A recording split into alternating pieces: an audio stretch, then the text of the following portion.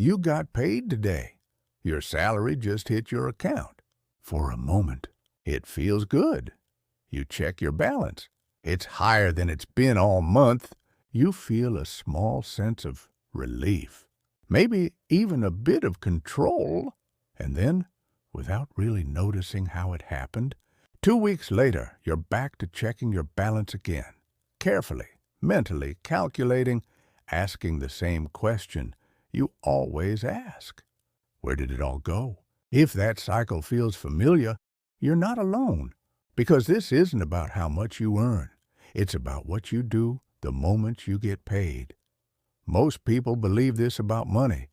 If I earn more, I'll finally feel in control. It sounds logical. More money in means more money left over. More left over means more saved. More saved means less stress. Simple. But that's not how it plays out in real life. Because the biggest payday mistake isn't overspending. It's something far quieter. Something most people don't even realize they're doing the moment their salary lands. Let's walk through what usually happens. You get paid. Your account fills up, and your brain does something interesting. It relaxes.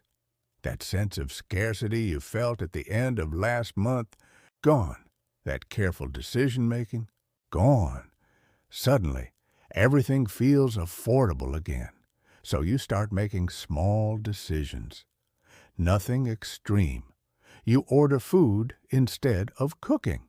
You upgrade something small. You say yes to plans you might have questioned last week.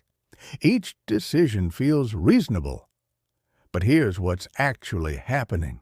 You're spending your money in the order it appears, not in the order it matters, and that's the mistake.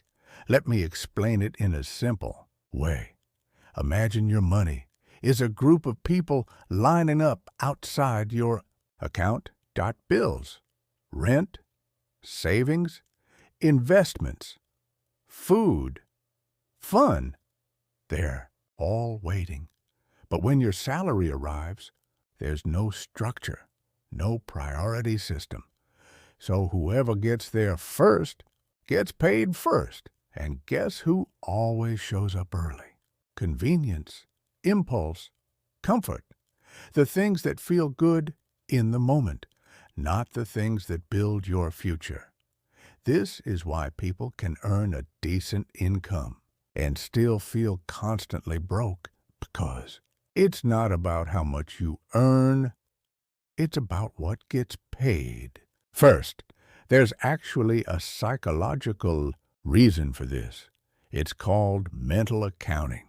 Your brain doesn't treat all money equally.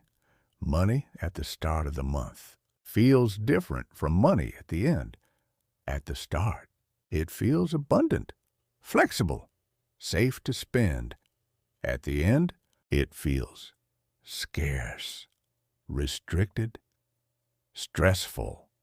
Same amount of money, completely different behavior. And then there's something even more powerful. Present bias. Your brain naturally prioritizes what feels good right now over what benefits you later. So when you get paid, your brain doesn't think, I should invest this for my future. It thinks, I've worked hard. I deserve this.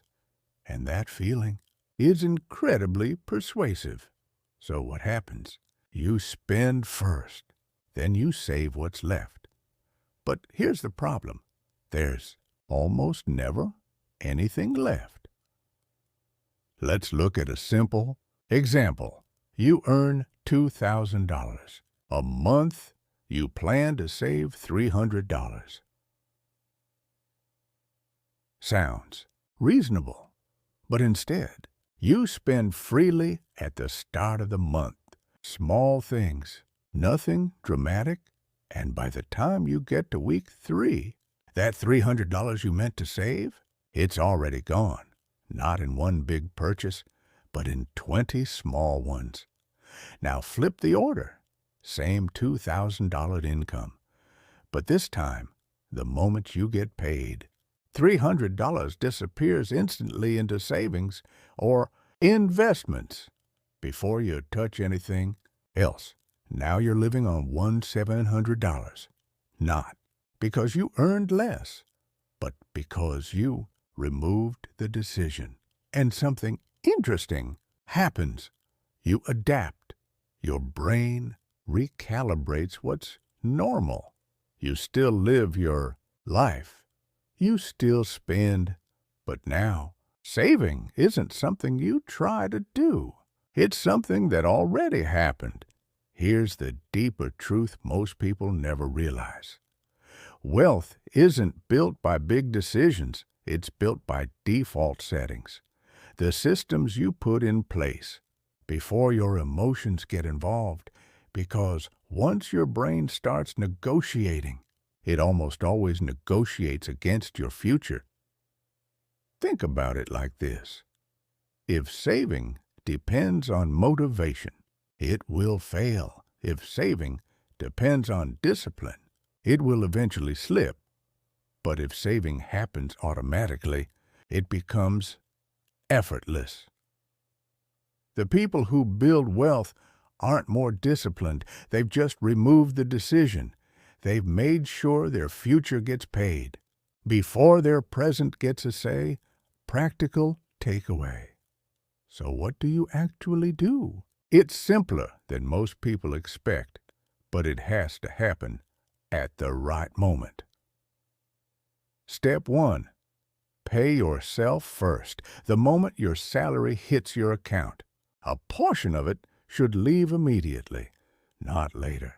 Not when you get around to it, immediately, even if it's small. $50, $100, $200. It's not about the amount, it's about the order. Step 2. Automate it. Set up an automatic transfer. Same day your salary arrives. Because if you have to manually move the money, you're giving your brain a chance to interfere, and it will, every time. Step 3.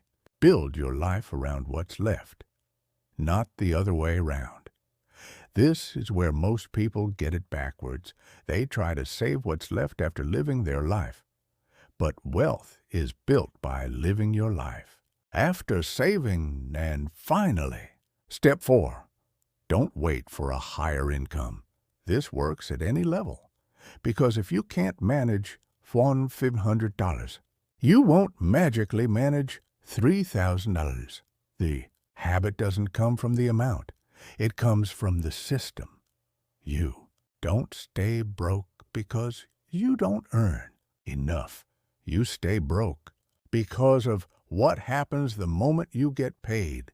That moment decides everything, not your intentions, not your plans, not what you say you'll do later, what actually happens first. Because money doesn't disappear randomly. It follows your habits, and if your future always gets paid last, it eventually gets nothing. But the moment you flip that order, everything changes, not overnight, not dramatically, but quietly, consistently, in the background. And one day, you check your account, and for the first time, it's not empty at the end of the month. It's growing. That's the difference. Not more money, just a different order. And that difference is everything.